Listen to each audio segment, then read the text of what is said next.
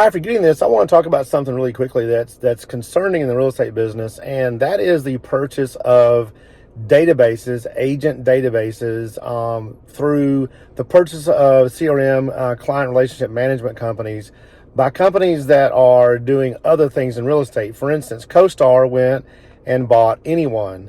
Zillow just bought up Follow Up Boss, which is a popular CRM software for agents to use and brokerages to use.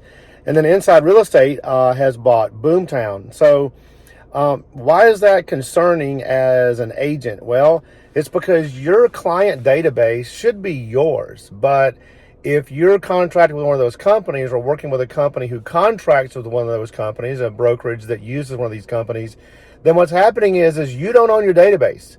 That means your clients don't own their information, and that means that company can go in and they can actually market to your database that you built through your hard work.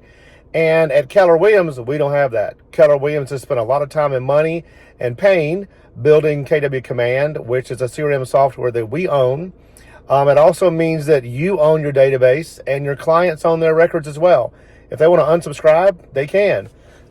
If you want to leave Keller Williams, you can delete your database. That might be silly, but you can do it. You own your database.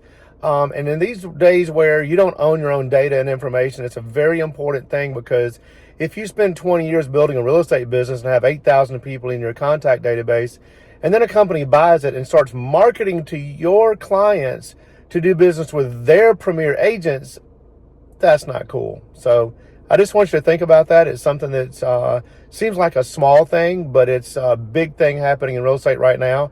And if you're interested in finding out about Keller Williams and how we do things and how we are truly agent-centric, then give me a ring, 404-444-3446 or hickman@kw.com. Thanks.